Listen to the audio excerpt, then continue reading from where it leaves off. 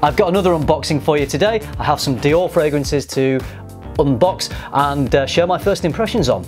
Stay tuned.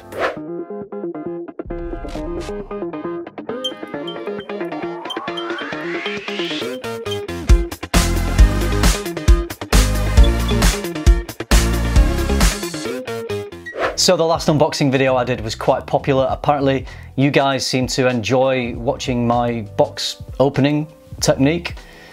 I'm sure it's enthralling. Now, there are 2 Dior fragrances contained in this box, which I'm going to open in just a second. I am not sharing my first impressions on these. I'll explain why once I've opened them. But I do have 2 other Dior fragrances that are slightly different versions of the same fragrance. I will be doing a first impressions comparison on those 2 fragrances. So I wasn't lying, you are getting first impressions. Now, these are 2 Dior fragrances that I've had a little smell over the years in store, but it's always when I've been smelling other things at the same time, so it's difficult to really form an opinion. I don't really have in my memory anything about this scent profile. It's very popular. I'm going to give you a couple of clues. So the first version of this fragrance came out in 1988. The slightly newer version I've got to open in here as well came out in 2014. So there are your clues. You know the brand. I'm sure most of you have guessed it already. So let's just open the box, hey? All right. Observe this amazing box opening technique, okay? I mean, I should really do these in slow-mo, shouldn't I?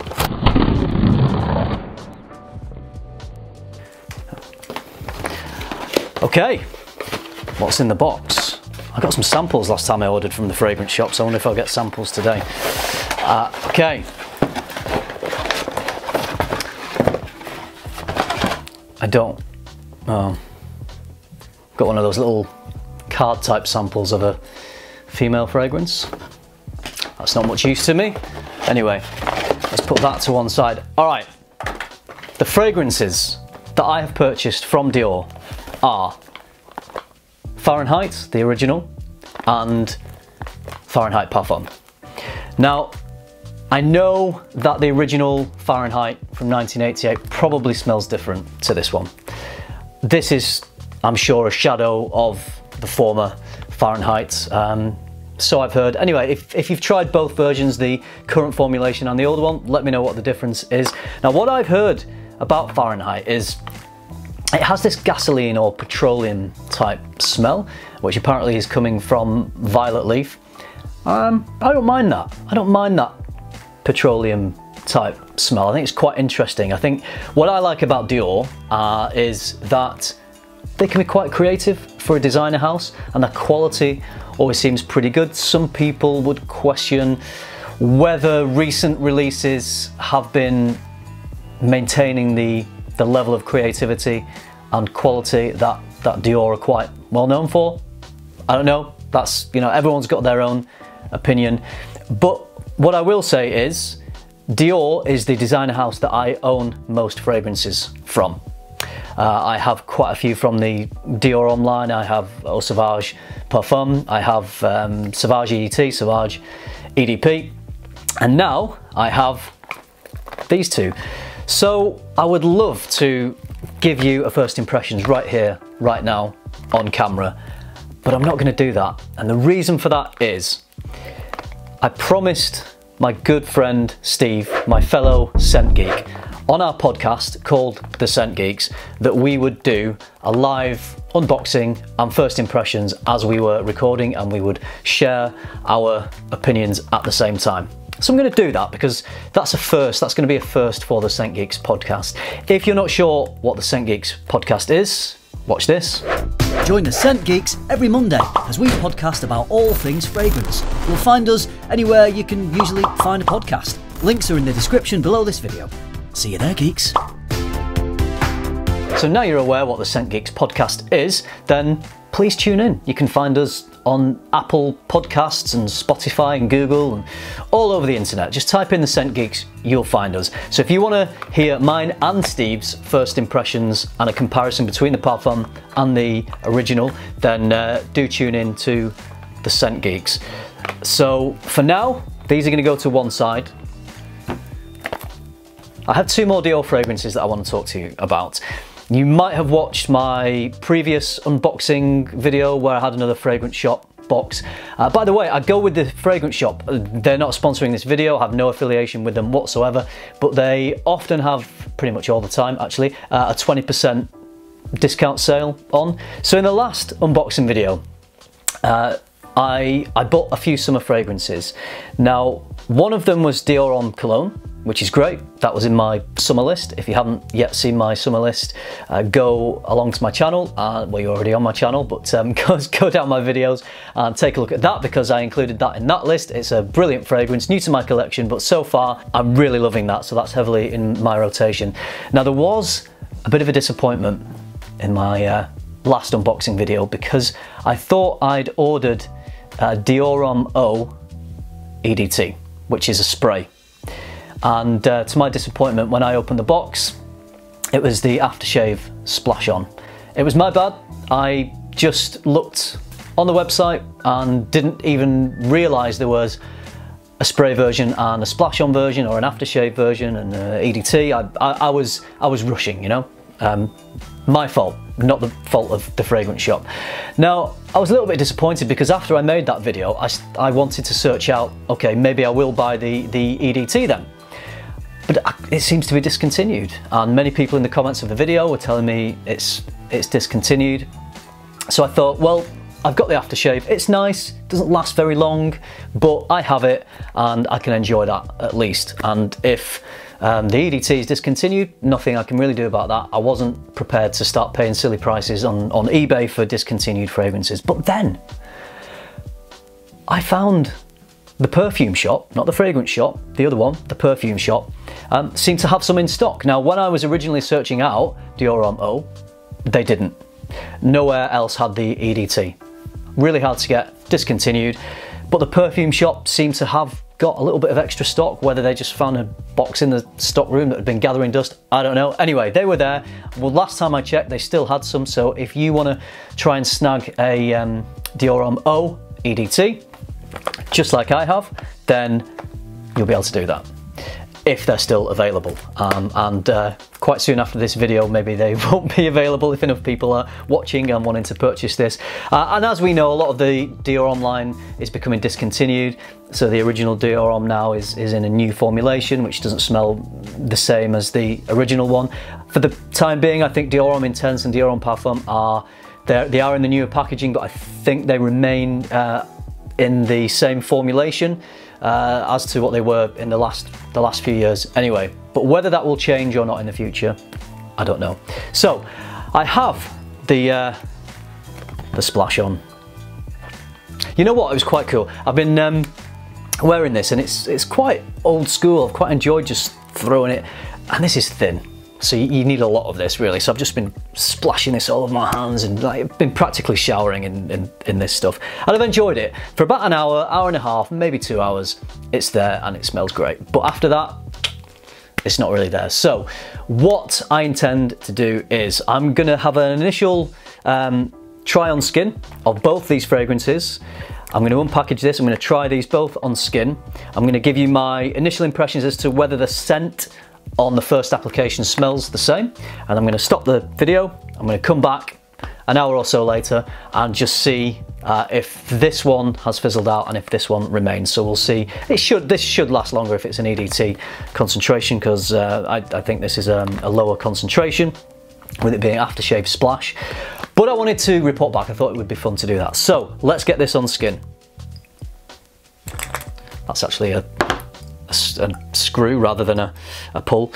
Okay, so difficult to splash this on skin. I'm going to go, where shall I go? I'm going to go on the hands. So if I just do that, let's just a little bit more on. That's pretty tricky, pretty tricky. Okay, we got enough there. You know what? Let's just make sure we get enough on, because right, there we go. There we go. Plenty on there now, plenty of the Aftershave Splash. Okay, right, let's get this one out and give this a spray on this hand. Smaller bottle, but this was all that was available, unfortunately. I'm glad to have the EDT. at that.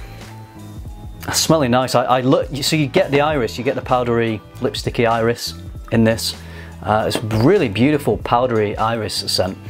Very, very nice. If this lasts a little bit longer, I will be very pleased because I do enjoy the scent DNA of this.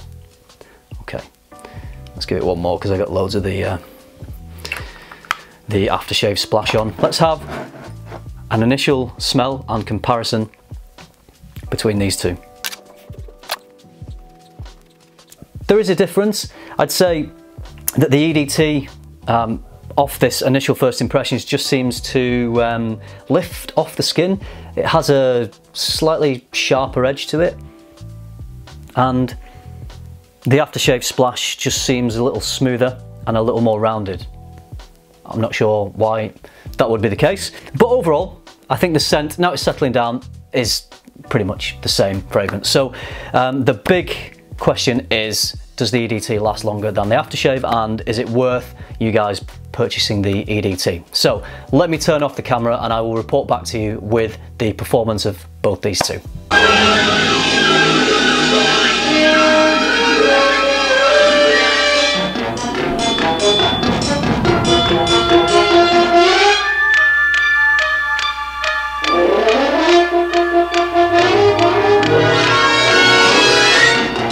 Alright, so I'm back. I've spent a little bit of time with both these fragrances and all I can say is I'm so glad that I managed to get the EDT. It's a lot better. As you might have expected, the aftershave becomes very weak after about half an hour. It's just a very light skin scent, almost barely there. It just dissipates so quickly. I think it's nice, you know, just as an aftershave, just to freshen up maybe when you've had a shave and you get out the shower, whatever, you just want to smell nice and fresh for half an hour. That's the purpose of the aftershave. I don't really think I will be using it very much, but the EDT actually performs as a really good fragrance. So it smells more intense for a start, it's stronger, it's lasting longer, it's projecting more. It's not to the same degree of potency as Dior Homme Intense and Dior Homme Parfum. I don't own Dior Homme, unfortunately. But the iris is more concentrated. You know, you can definitely detect the iris there. It's practically gone now, a couple of hours, and I've lost really all the aftershave.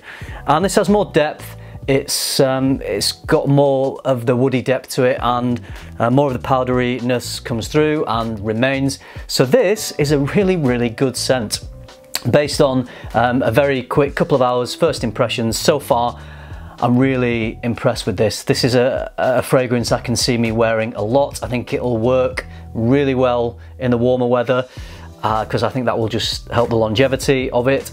But I think it's versatile enough to wear whenever you want, really. I think it's one of those fragrances that is just a great, safe-ish but really good smelling fragrance. You know, maybe something that people might want to wear for the office or for work, or just around the house when you just want to smell fresh and clean, but you don't want anything that's too obnoxious, too strong. I would go with Dior Homme Intense, Dior Homme Parfum if I was going out maybe and I wanted to project a little bit more. But this isn't projecting badly, you know. This is projecting still. After a couple of hours, this is still projecting really well, and it's absolutely beautiful. It's so good. I can see why George really loves this one so much. A lot of people said to me that it's pretty much the same as the EDT and the aftershave, pretty much the same. But for me, off my skin, they're not. The EDT is much better, so very glad I got this. So if you like the sound of this, maybe see if there's any left on the perfume shop, because once they've sold out, unless you're going to pay bigger prices on eBay, it's going to be really difficult to get hold of. So I'll give you some more thoughts on Dior Homme Eau further down the line. Maybe it'll be in a few lists, other such videos in the future, but so far really enjoying that. I'm really glad that I tracked it down and I've added it to my Dior collection. So that's pretty much it now for this video. Don't forget, if you want to get first impressions on Fahrenheit and Fahrenheit Parfum, tune into the Scent Geeks podcast that is released. We have a new episode every Monday, so Steve and I will be recording that Sunday evening. So on Monday So today, what's today? It's the 1st of June, so the following Monday from the 1st of June, then the Scent Geeks podcast with the Fahrenheit First Impressions should be there for you. And I'm excited, I'm really looking forward to discovering these two. My hunch is I'm going to prefer the Parfum. I've heard a lot of people say it's really good. I think it's got some extra booziness in there. I think there's some rum in there that isn't in the original. It has the violet leaf of the original, so I'm still expecting a little bit of that petroleum, but I'm expecting it to be smoother all around. I think it's got a really nice vanilla note in the base as well, which I'm looking forward to. So a bit of boozy rum, bit of vanilla. My hunch is I think it's going to be the Parfum, which is more to my tastes. But tune into the podcast to find out. So that's it for today. Hope you enjoyed my amazing unboxing technique. I've been practicing it. It's going to get better every time. Feel free to critique my technique. You know, I'm happy to have feedback and improve for the next unboxing video that I do. And I like doing these unboxing videos because they're a refreshing change. They're easier to do. They don't take as much editing, and they don't take as much planning because you're just going to open a box. So there we go. I hope you enjoyed this one. Hope you found it useful. Thank you very much for watching. Remember, keep tuning into FM and keep smelling good.